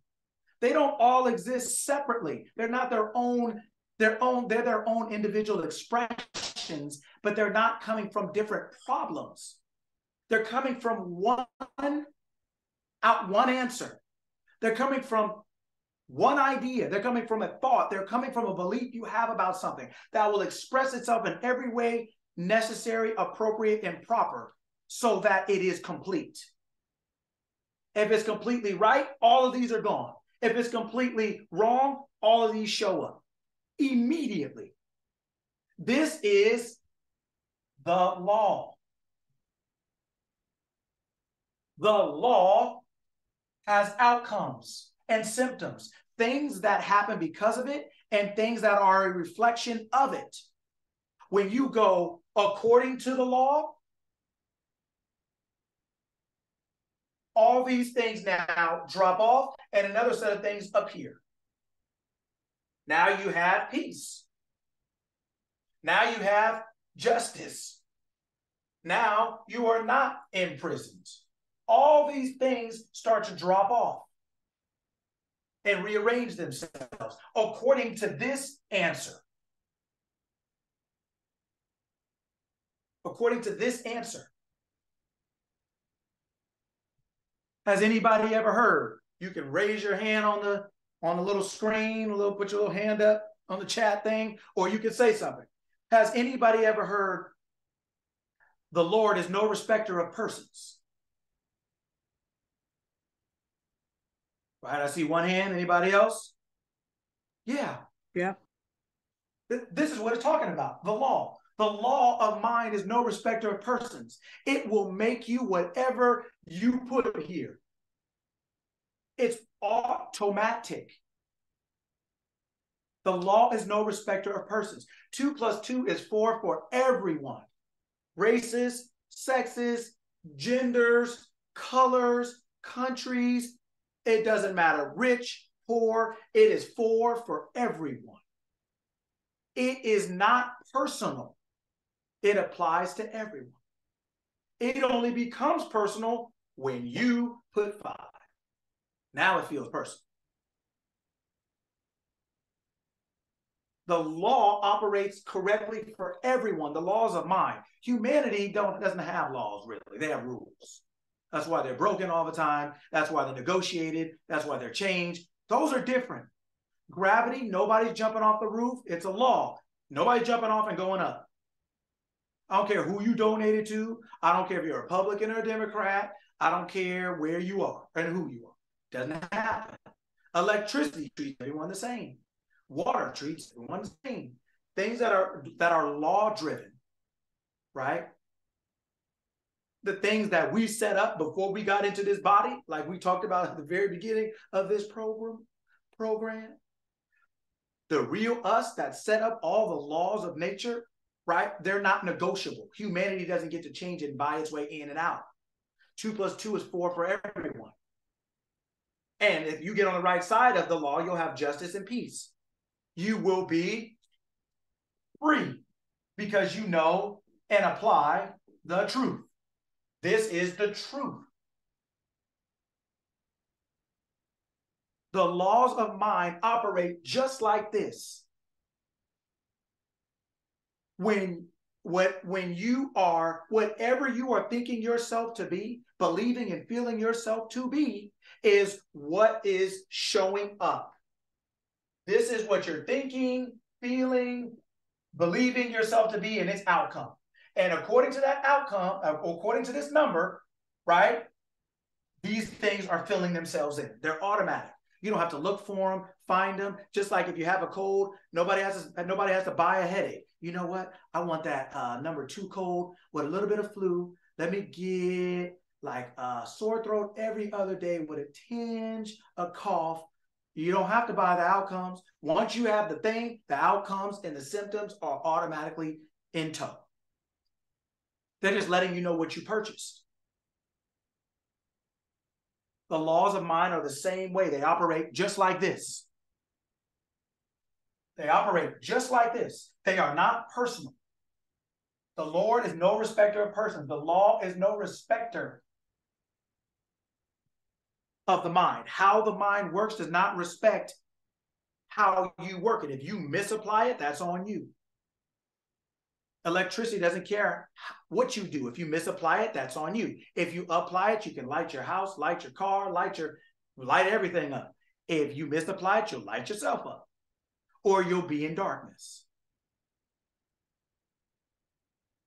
The law is not for you or against you. It just is. And according to your own knowledge and awareness and maturation, your consciousness, you know how to work with it, and it'll work for you. If you don't, you'll work against it, and it'll work against you. The law of mind, the laws of mind are the same exact thing. It's the same exact thing. Death and life are in the power of the tongue, and those that love it will eat the fruit thereof. That's a law. What you're saying to yourself or about your circumstances, your situations on a consistent basis, death and life are in the power of your tongue, because you are the life giver. You are the power. If at the beginning of the book, there was darkness and God said, let there be light. Before God said, let there be light, there was darkness. So if God never said, let there be light, if that thought, if that highest level of thinking never said for something to change, would it have changed? Would it have changed on its own? No, right? No. It wouldn't. So in your life, if there's darkness, meaning there's anything you don't want, you don't like, that you want to change, there's no one else to say it but you, because you are that. What does it say? You were made in the likeness and image of that consciousness. You're just a physical expression. That is who you are. So if there's darkness, if there's the absence of light, the absence of truth, the absence of freedom in your life, it's because you have not said or you're not saying. God didn't say it was dark, and God didn't say, well, let me say nothing and let's see the light turned on. Not going to work. God didn't say, it didn't say there was darkness, and God said, let there be light. No. You know what? I didn't go to college.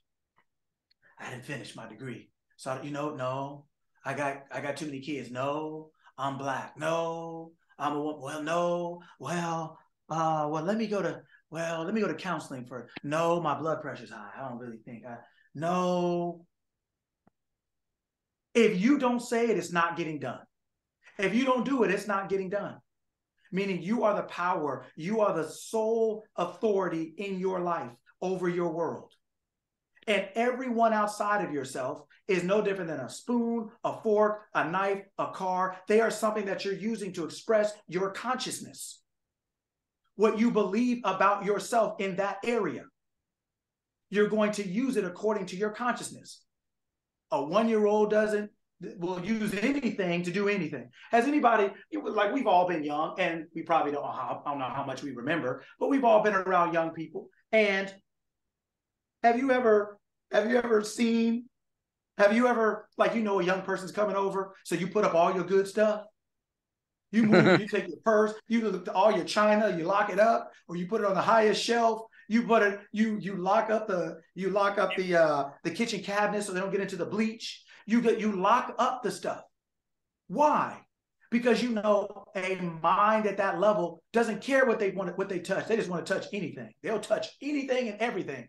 They'll touch it, open it, drink it, if they can get it, whatever they can do to it or do with it, they'll do, because they're not discerning. They'll just touch anything, right? So you, as a discerning being, learn to move your stuff around so that this being who's not there yet in their mind doesn't get to it, right? Well, it's the same thing in our mind. There's 1,000 thoughts that we can touch. But if you do that with an undiscerning mind, you're going to be touching a whole lot of stuff, drinking a whole lot of stuff, playing with a whole lot of stuff that's going to burn the house down, burn you up, electrocute you, poison you, because you're just touching anything. You're just thinking anything. You're just believing anything. These are laws. These are laws. And we are here every Saturday to remind ourselves and each other, to remember for ourselves and each other, to be discerning about what it is we are touching, not just to be touching everything, just thinking everything, realizing that we are the thinker. What you think and say matters because of who you are, not who you aren't, because of who you are. God said, let there be light, because it knew that there was nothing else to say it. And if it wanted some light, if it doesn't say it, nothing's going to happen. The difference between that God and you is the awareness of itself, of who it was. There is no difference beside that. But that difference makes all the difference. That difference makes all the difference to the point that we think there's a real difference. But that's why that mind, Jesus came and said, I and my Father are one. I know my Father who you call your God. I call that my Father. That Father is just the mind thinking. It's not a man.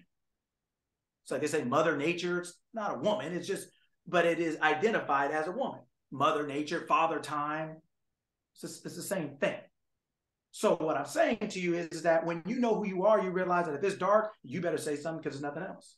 And death and life are in the power of your tongue. So that mind spoke life, spoke light into the world. Said, let there be light. Didn't say, well, I don't know. Well, is there somebody else I can call? Is there a loan I can get from somebody?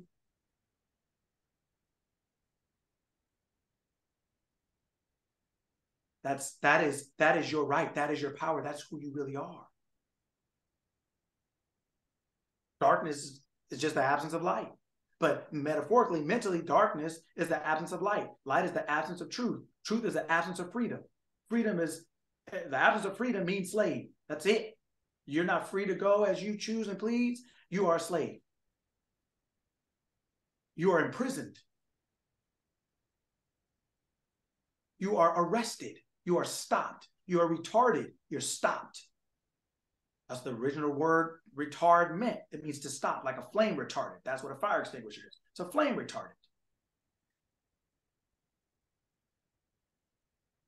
That is the only difference between us and humanity and the God of that Bible, is knowing who you are. That mind knew who it was. But what did it say? You're made in the image and likeness. How can you be made in the image and likeness and not be it? Cannot come from it. And if you come from it, how are you not it at the end of the day? You are. We're coming and going back to the same place. The only difference is here in the middle, we forgot, because that's the only way we could really have a good time. We wiped our memory. So we could have a good time and really believe we are this thing. That's why it's personal. That's why it feels the way it does physically, because it feels so real. But that's the only reason it came, was for it to feel real. We know a movie is not real yet. We're in there crying, laughing, screaming, booing, and everything else. Because for those 2 hours, we forgot. Here, we forgot. That's what makes it so real. That's what makes it wonderful. But now as we wake up, that's the great part about it, is everybody here on Saturday is in a form and a stage of waking up. They're realizing there's more to it than we thought. Almost like staying to the end of the movie and you see the credits afterward. Everybody else left early. And now you get to see the trailer for the next movie. Right? That's it. We're staying until the movie. We realize, no, man, I heard there's something going on. The last time I left, I heard I missed this thing. I'm staying. They're going to have to show me. They're going to have to cut the lights on before I leave these seats. That's the only difference.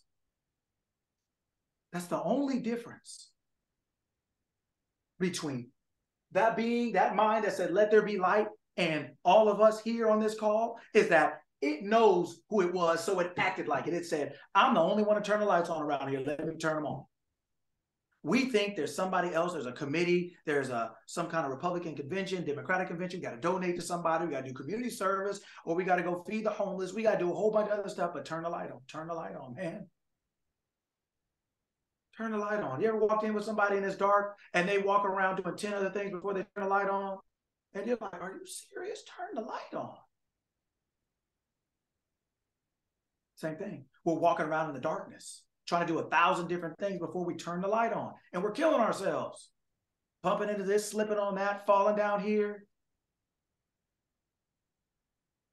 Not paying attention. Not focused on who we really are.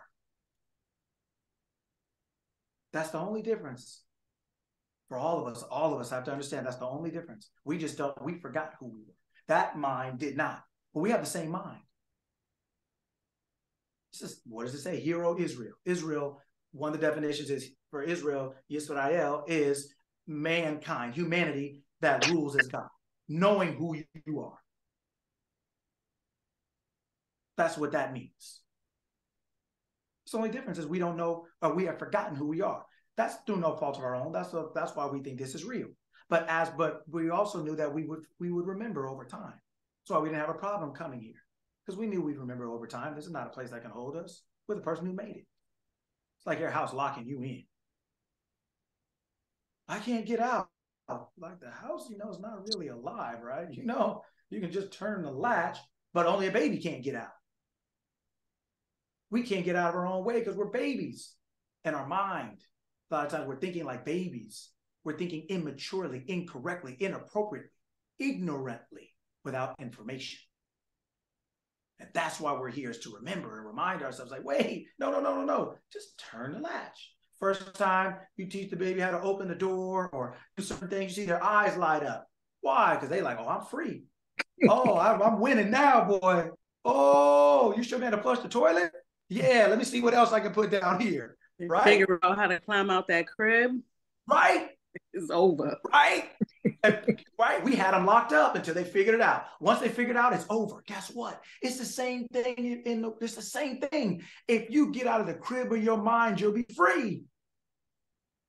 If we develop ourselves and we grow up enough, we'll be free.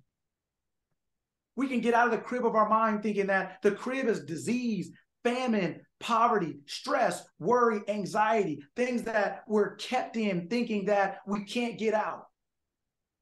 But when we grow up, we get out, and who wants to go back in? Like, again, your mom put you in there. Oh, yeah. She goes to the bathroom and she comes out, and you in the kitchen like, hey, what's up? Sometimes fear. She's never going to be able to keep you there again. Sometimes fear, I know for me, sometimes fear makes you climb back in. Mm-hmm. Right? But then the same thing as the baby. Why? How come the baby doesn't do it? Because they know no matter what, I make it a spanking, I make it my butt whoop, whatever else it is, but I'm free. Freedom is worth it. You're not going to keep me up in here, man. Like, what are we talking about? No way. Right? Hey, catch me if you can. Right? But I'm out. Right? Because we're like, that's our natural inclination, to be free. I see a question. You have a question. Maybe. Yes. Thank you. Yes. Go ahead, Stacy.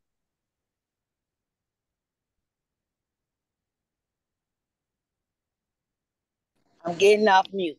Okay, so what you're saying now, I have a question. Yes. So I'm also in therapy too. Don't judge me. Anyway, my therapist said that, which is actually true, that most people that are givers and over givers, that is what they have adapted to as love. So they feel the need to give all their money, all their time, volunteer, because it actually gives them a sense of happiness, which is love. But it also is a sense of control, because you get to control the love and control the feeling and not actually assume the real meaning of love. Is that like mental as well in business? Could that be the same thing? You said and business? Could that be the same thing when you're dealing with business? Oh, I'm going to start a business that works with t-shirts because I love t-shirts, or I'm gonna start a business with counseling because I love helping people. Is it a sense of giving yourself to essentially get what you like and you feel and you control of love? Well, so I think you're talking about two different things. If you're talking about a business, that's different. And if you're talking about a business, you're saying, and if you're saying that I get a chance to create my own business, then that means I'm doing something that I love, that I'm sharing with someone else.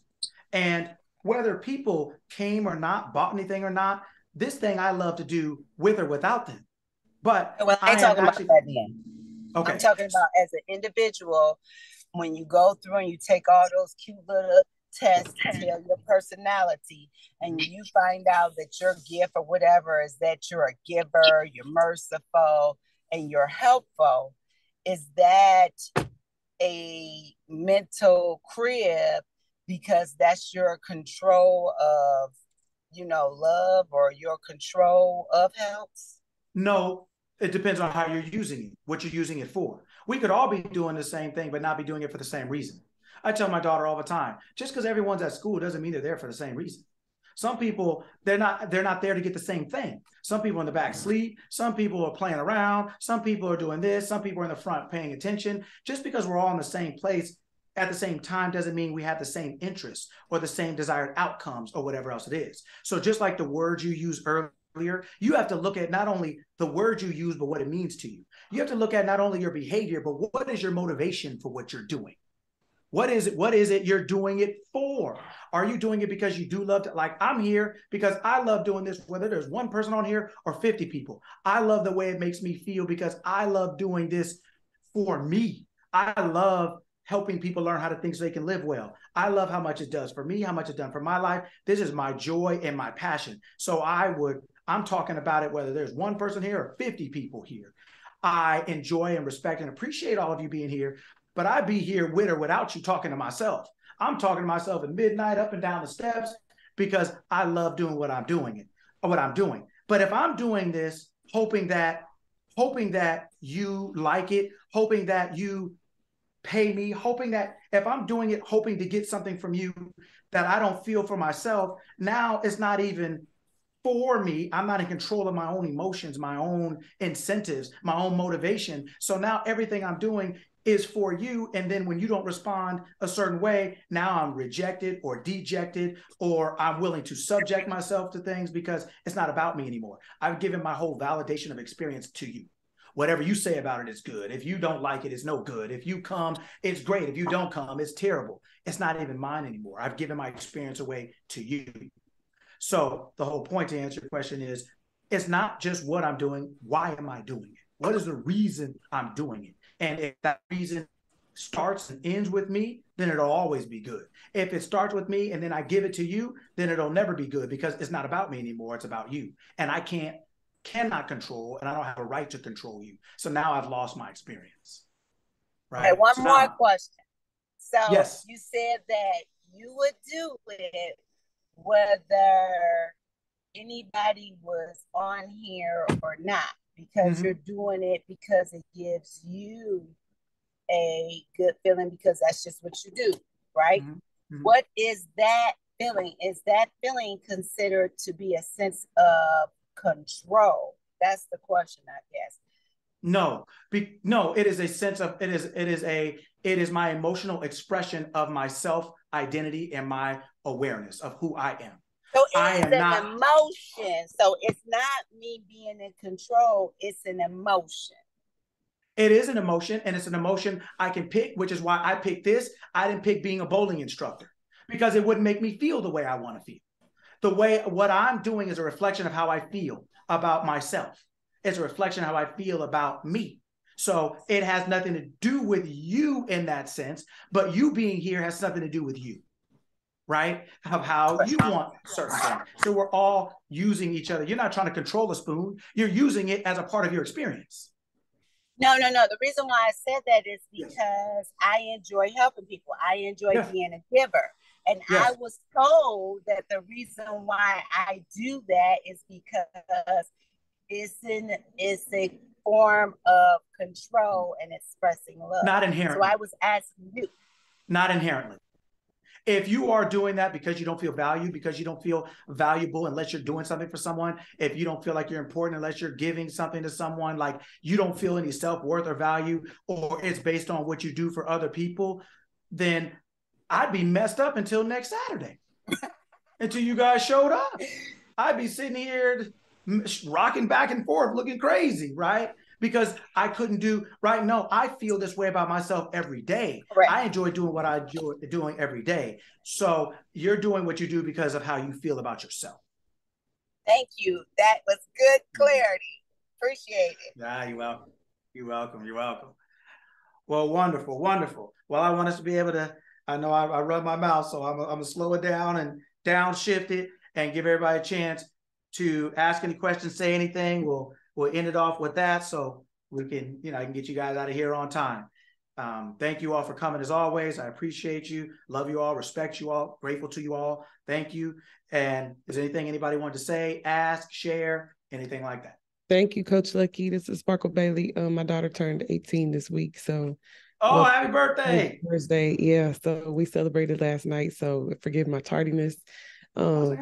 Thank you so much. Hey, how's my boy doing? Amazing. He's just growing and being amazing. He is an amazing. That's it. I have amazing children. They are incredible. They impress me every day. They do. Wonderful. They do. Thank y'all so much for showing up today for yourselves and your community. Like, I appreciate everybody being here. Coach Lucky, it doesn't matter if I come at, the beginning, the intro, the waiting room time, or if I come, 40 minutes late. It's a blessing to be here. The information is fly. It's phenomenal. It's fire. Motivated. Everybody in the comments is so helpful, and this is a great space. This is a beautiful medicinal space. Thank you. Thank you. Thank you. Well, thank you. And to your point, thank you all. Everybody collectively is making it what it is. And it's just amazing and amazing and amazing and improving every week as far as growing and expanding in that because of all of you being who you are as yourselves and to each other. And I'm grateful to you all for that. Thank you all.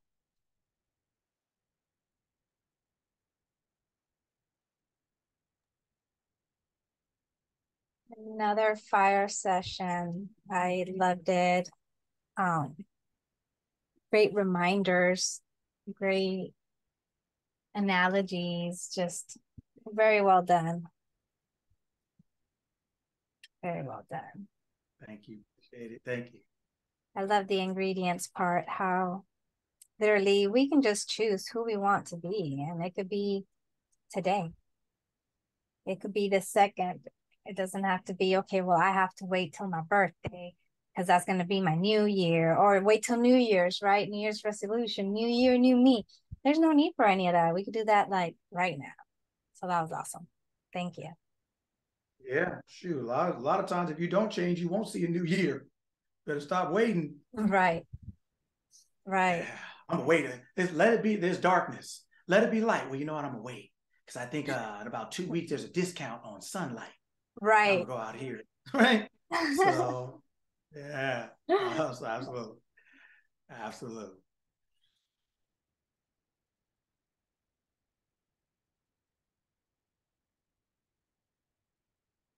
All right. Well, hey, thank you, everyone. Thank you for another wonderful week. I appreciate you all. Like I said, have a wonderful week.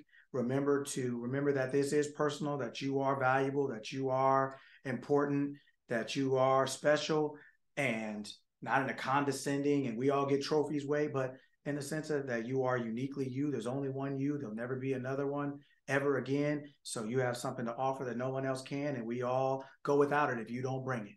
So thank you all for being who you are. Remember who you are and to be who you are, and have a wonderful week. Apply it, test it, prove it, and we'll get together next Saturday and we'll come together, reason, rejoice in good news and good testimonies of all of our applications and their outcomes, and keep on doing it. Coach Lucky, one more thing before you go. One more thing I wanted to add.